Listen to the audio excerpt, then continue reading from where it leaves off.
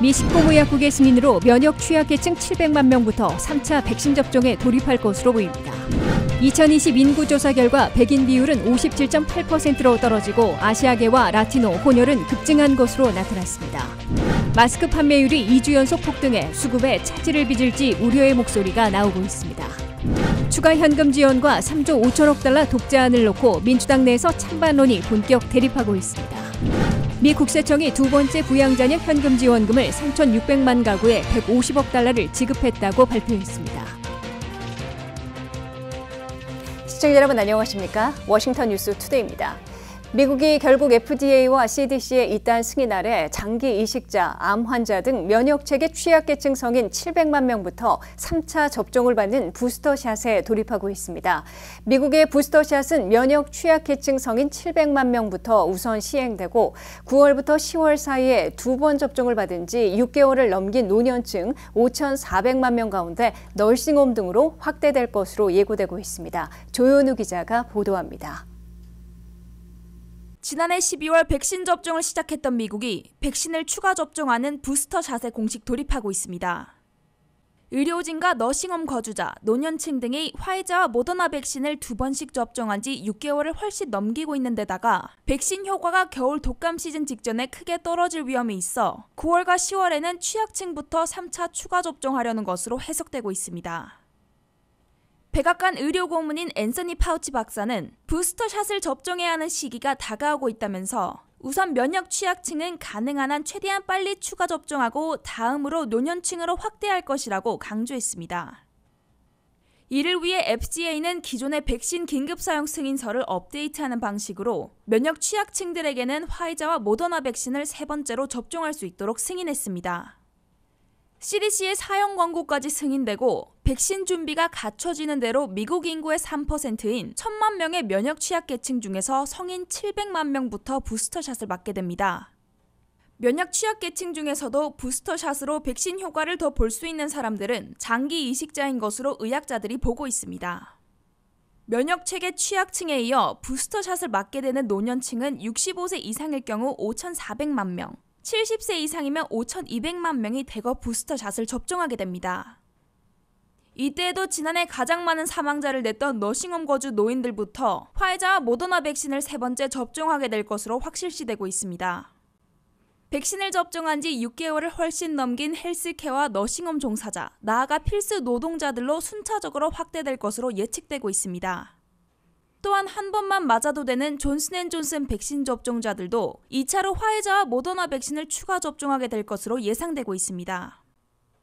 앤서니 파우치 박사 등 미국 내 전문가들은 현재 백신들의 면역 효과가 문제가 있어서가 아니라 얼마나 효과가 지속될지 유효 기간을 정확하게 알 수 없는 시기에 독감 시즌이 다가오고 있어 최악의 사태를 미리 막기 위해 부스터샷에 돌입하는 것으로 설명하고 있습니다. WKTV 뉴스 조현우입니다.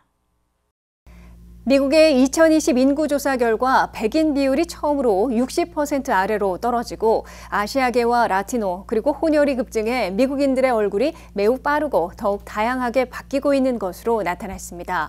미국 전체 인구가 3억 3,145만 명으로 대공황 이래 두 번째로 적은 7.4% 늘어나는 데 그친 반면 한인을 포함한 아시아계는 2천만 명을 넘어서며 10년간 36%나 급증했고 전체 인구에서 차지하는 비율은 6%로 높아진 것으로 집계됐습니다. 미국의 얼굴이 더욱더 빠르고 더욱더 많이 바뀌고 있습니다. 10년마다 실시되는 2020 인구 센서스의 결과 미국 전체 인구는 3억 3,144만 9,281명으로 2010년에 비해 2,270만 명, 7.4% 늘어나 1930년대 대공황 이래 두 번째로 느리게 증가한 것으로 나타났습니다. 2020 인구조사 결과에서는 몇 가지 눈에 띄는 특성을 기록하며 미국의 얼굴이 급속히 바뀌고 있음을 입증했습니다. 첫째, 백인들이 아직 다수를 차지하고 있으나 1790년 인구조사 이래 처음으로 60% 아래로 떨어져 57.8%로 내려갔습니다. 백인 여성들의 출산이 늦어지고 자녀 숫자가 줄어든 데다가 약물 오남용 여파 그리고 혼혈로 분류되는 비율이 급증했기 때문으로 분석됐습니다.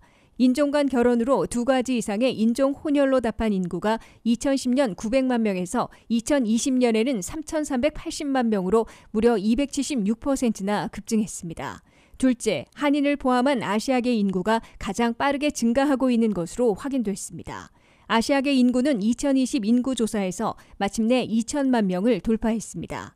이는 10년 전보다 36%나 급증한 것이며 미국 전체 인구에서 차지하는 비율도 4.8%에서 6%로 크게 올라간 것입니다. 히스패닉들은 6,200만 명으로 크게 늘어났지만 증가율은 아시아계보다 낮은 23%를 기록했고 점유율은 16.3%에서 18.7%로 더 높아졌습니다. 흑인들은 4,100만 명으로 6% 증가하는 데 그쳐 점유율도 12.6%에서 12.4%로 더 떨어졌습니다.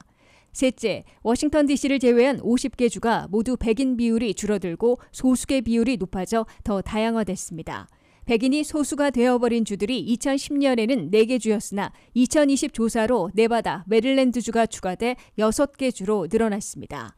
백인 비율이 가장 적은 주로는 하와이로 21.6%에 그쳤으며 캘리포니아는 34.7%, 뉴멕시코 36.5%, 텍사스 39.7%로 더 내려가고 50% 아래로 처음 떨어진 네바다는 45.9%, 메릴랜드는 47.2%로 나타났습니다. 워싱턴 DC만 유일하게 백인 인구가 10년 만에 3.2% 늘어났으며 백인 점유율은 여전히 38%에 그치고 있습니다. 넷째, 미 전역의 3,183개 카운티들 중에서 시골 지역인 52%는 인구가 감소한 반면 10대 도시들과 교외 지역의 인구는 10% 안팎씩 증가했습니다. 뉴욕시는 880만 명으로 7.7% 늘어나며 1위 자리를 고수했고 2위 로스앤젤레스는 2.8%, 3위 시카고는 1.9% 증가했습니다. 애리조나 피닉스는 가장 많은 11.2%나 급증하며 필라델피아를 밀어내고 5위로 올라섰습니다. 2020 인구조사 결과를 토대로 2020년 중간선거를 위한 선거구가 재설정되고 2024년 대선을 위한 선거인단 숫자가 조정되며 각종 연방 지원금이 산정되는 데 사용돼 막대한 여파를 미치게 됩니다. 미국 대다수 지역에서 마스크 쓰기 의무화가 다시 실시되면서 마스크 판매율이 2주 연속 큰 폭으로 급증했습니다. 이처럼 마스크 수요가 크게 증가함에 따라 마스크 제조사들은 예전처럼 다시 재고가 부족해질 수 있다고 우려하고 있습니다. 조현우 기자의 보도입니다. 전염성이 강한 델타 변이 바이러스가 기승을 부리면서 미국 곳곳에서 마스크 의무화가 다시 부과돼 마스크 구매량이 지난 2주간 급속히 늘어났습니다. 어도비의 디지털 경제 지수에 따르면 지난주 마스크 판매량은 전주에 비해 40% 가까이 증가했고 이는 마스크 판매량이 51% 늘어난 2주 전 매출에서 추가로 증가한 수치입니다. 그러나 마스크 수요가 갑자기 증가해 제조사들은 가까운 시일 내 마스크 공급에 차질이 생길 수 있다고 우려했습니다. CDC는 지난 7월 말 백신을 접종한 사람도 실내에서는 마스크를 착용해야 한다고 발표한 바 있습니다. 미국 국립산업안전보건연구원 NIOSH가 승인한 N95 마스크 제조사 PHG는 갑자기 늘어난 수요를 충족시키기 위해 작업 속도를 늘리고 있다고 전했습니다. 마스크 제조사 PHG는 몇 주 전에 비해 200% 더 많은 양의 마스크 주물량을 처리하고 있다고 덧붙였습니다. 3달 전까지만 해도 마스크 착용 지침이 완화되면서 마스크 판매량이 크게 줄었으나 실내에서 마스크 착용을 강제하거나 강력하게 권고하는 곳이 늘어나면서 마스크 판매량이 반등하고 있습니다. 백신 접종률이 70%에 도달하면서 매출이 급격하게 줄었었다는 PH사의 울린 대표는 몇 달 전까지만 해도 사업을 접어야 하는 위기에 처했었습니다.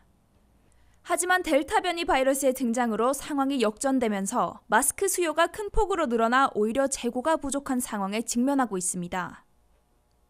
어린이용 마스크의 경우 새학기를 앞두고 하루 만에 가게에서 품절된다고 마스크 공급업체 위실드의 시넨스키 대표가 언급했습니다.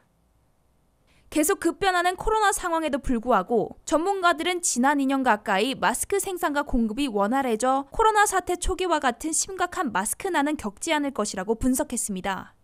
WKTV 뉴스 조현우입니다. 추가 현금 지원과 3조 5천억 달러 규모의 독자안을 놓고 민주당 내에서 진보파들과 중도파들 간 찬반론이 본격 대립하고 있습니다. 서민 지원이 부족하면 인프라 초당안도 지지할 수 없다는 진보파들과 독자안의 규모가 너무 크고 현금 지원에는 반대한다는 중도파들의 상반된 압력 속에서 조 바이든 대통령 등 민주당 최고 지도부가 어떤 선택을 할지 주시되고 있습니다. 한면태 기자가 보도합니다. 차기 경기부양책으로 1조 달러 규모의 인프라 투자안은 초당안으로 성사시키고 3조 5천억 달러 규모의 가족 방안은 독자 가결하려는 조 바이든 대통령, 낸시 펠로시 하원의장, 척 슈머 상원 대표 등 민주당 최고 지도부가 당내에서 정반대 압박을 받고 선택의 기로에 서고 있습니다. 민주당 하원의원 220명 가운데 근 절반인 100여 명의 회원을 두고 있는 진보파들은 추가 현금 지원을 포함해 3조 5천억 달러 규모의 가족 플랜을 모두 관철하겠다고 강조하고 있습니다. 민주당 상원의원 50명 중에 21명이나 추가 현금 지원을 촉구해왔고 대다수는 3조 5천억 달러 규모의 초대형 인적 인프라 가족 플랜을 적극 지지하고 있습니다. 이에 비해 민주당 상하원에서 각 7명 정도씩인 다소 보수적인 중도파들은 3조 5천억 달러보다 낮출 것을 요구하고 추가 현금 지원에는 반대하고 있습니다.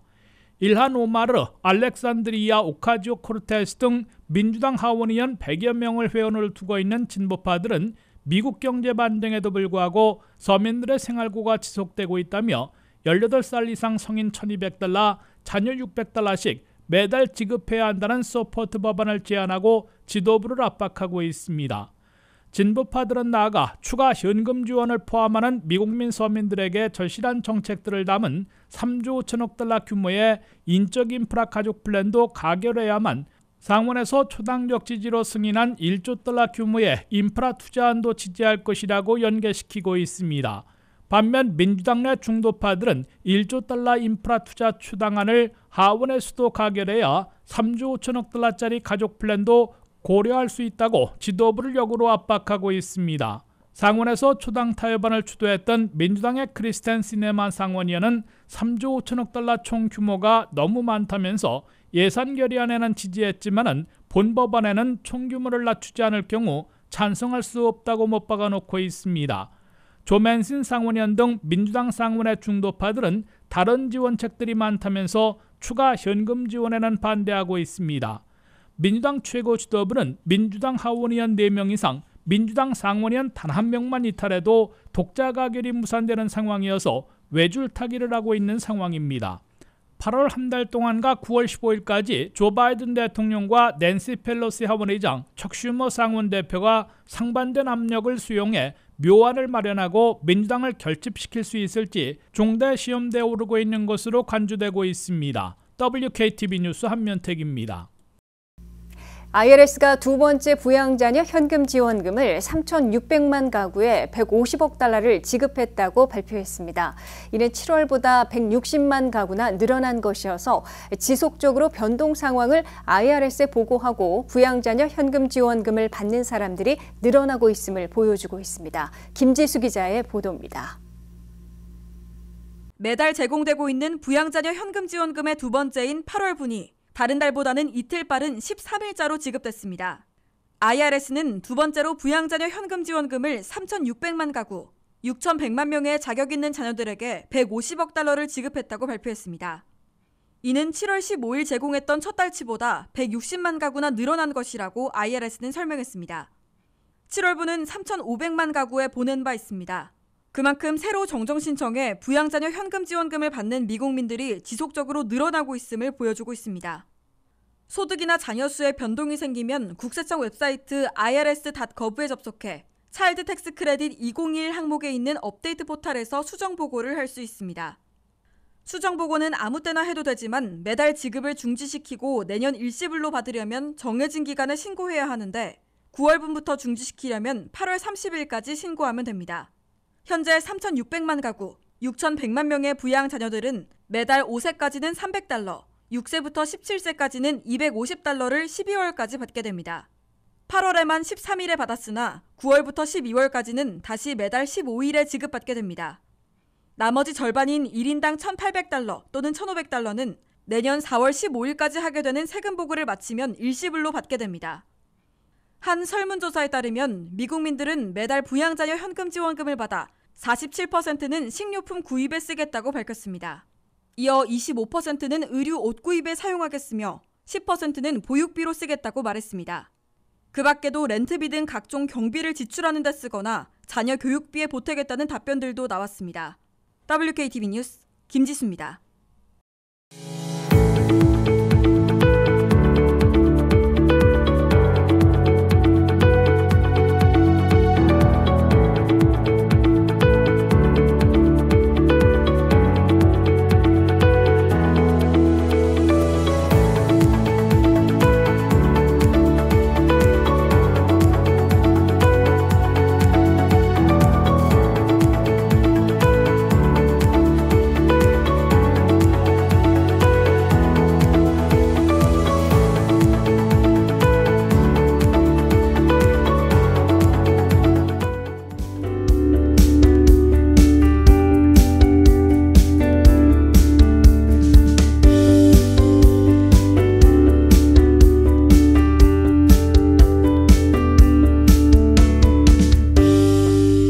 이상으로 워싱턴 뉴스투데이를 마치겠습니다. 시청해주신 여러분 고맙습니다.